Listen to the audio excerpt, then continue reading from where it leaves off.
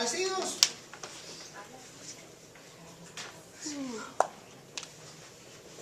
¿Y cuál es el otro?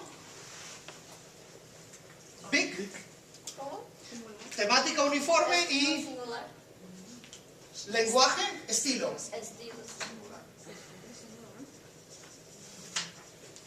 De eso hablaremos un poco también, en cuanto a que hay una, ¿verdad? Los modernistas, en términos de su escritura, buscan una estética de sonora, además de visual, por decirlo de alguna forma. Escriben poesías que tratan de enfatizar la musicalidad, quieren que las cosas suenen bien, sean armónicas, ¿verdad? De alguna forma, don't write this down because it's only going to confuse you more. De alguna forma, este modernismo está, ¿verdad?, respondiendo al naturalismo. El naturalismo dice we have to focus on ugly things, we have to bring out, we have to emphasize what's wrong with society and what's wrong with the world and how bad the world treats mankind so we can transform it. Y los modernistas dicen, no, el universo es un lugar fantástico y maravilloso y el papel del arte es hacer que el hombre, que el ser humano se encuentre a gusto en ese espacio. En el modernismo no se pierde en la imaginación del autor en vez de enfocarse en la crítica social. Cuidado, espérate, vamos a hablar del ensayo después.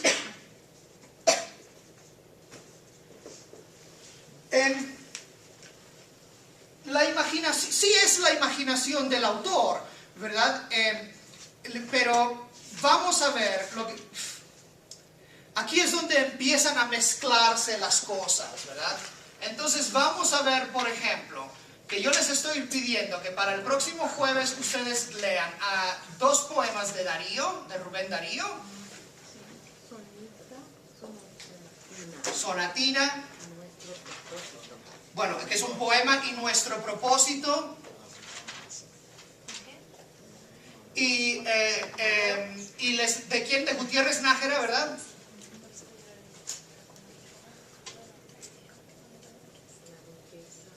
La duquesa de Job. Read it, because we're going to have a quiz on it if we don't, right? Aquí es donde se empiezan a mezclar las cosas. Porque vamos a ver, por ejemplo, que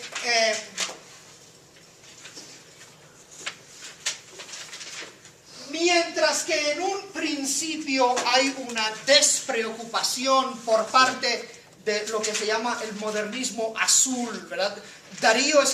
Rubén Darío escribe un poemario que se llama Azul. Azul es un poemario totalmente estético, ¿verdad? No hay nada ahí, o sea, son poemas muy bonitos. Al mismo tiempo que Darío está escribiendo esto, alrededor de 1880, ¿verdad?, otros escritores que se consideran modernistas, como José Martí, están haciendo una literatura que es no necesariamente social, pero sí política. Y al dar la vuelta al siglo, durante el cambio de siglo, ¿qué pasa en 1898? Se separaron. La independencia de Cuba, por la cual aboga José Martí, de España, y otra cosa importante pasa. Cuba se convierte en un país independiente. Se convierte en un país dependiente de los Estados Unidos.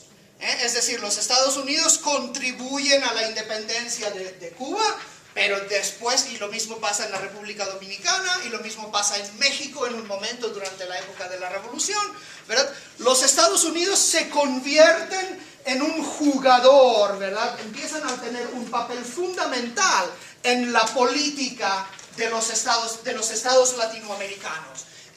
Y la política de los Estados Unidos favorece ya ni siquiera a esta clase burguesa, sino que la política de los Estados Unidos favorece a las oligarquías tradicionales.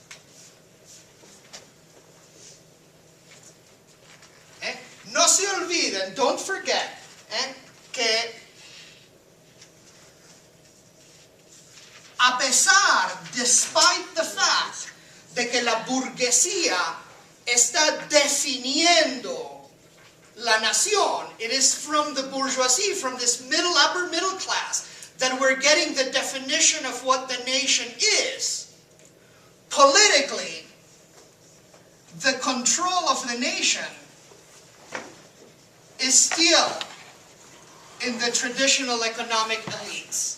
The groups, the economic groups that own the means of production, the cows in Argentina, the sugar in the Caribbean, the coffee in Central America, the minerals in the Pacific coast, ¿verdad? Along the Pacific Rim. Entonces, esta oligarquía política entra, con esta intervención de los Estados Unidos, entra en conflicto con el pensamiento de los burgueses. Y los modernistas, a pesar de todo, son burgueses. But here we're going into the 20th century. Let's stay in the 19th century still. Okay, what I'm going to ask you to do, I am going to give you a quiz on Juana Borrero, but you're going to answer it tomorrow because I haven't written it yet. But I am going to, because you have to read that book, that section. Okay, and you're going to read the Modernismo sections, for which I am also going to give you a quiz. Okay, and then we will discuss on Thursday all these elements of Modernismo. Now, notice that chronologically, cronológicamente, hablando de realismo, naturalismo, indigenismo, regionalismo y mundonovismo, we've moved forward. We are talking about 60 through let's say that we're moving here through 1910, okay? And now we're going to go back to Modernismo, which is going to be 1870 through 1916. More or less. Okay? Now esta es la respuesta a tu pregunta de antes. Estos dos se empiezan a mezclar, okay? Es decir, cada uno tiene su influencia muy importante dentro de la evolución de la literatura latinoamericana, pero cada uno después también empieza a mezclarse con ideas que sí son, en el caso del modernismo, políticas, y sí son, en el caso después del naturalismo, también estéticas. Pero esta parte, this part, you guys, you have to read thoroughly and you have to get very clear, because this is the key to understanding 20th century Latin American literature.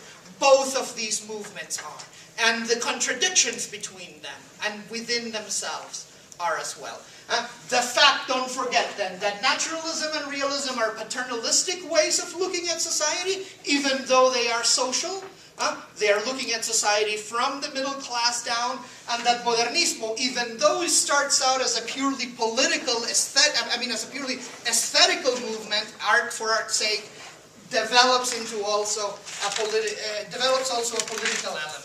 Okay? Pero el naturalismo te dice que estudia el problema social. Entonces, ¿qué hace el realismo? El realismo es una forma, es una representación del paisaje, no en términos de lo bonito que es el paisaje, sino del paisaje en términos de lo que hay. Es decir, el realismo es una representación tipo fotográfica de la realidad. No hace juicios el realismo. El realismo simplemente presenta ideas, o sea, presenta imágenes. No da soluciones. Pero no ofrece soluciones ni plantea los problemas como problemas, simplemente presenta imágenes.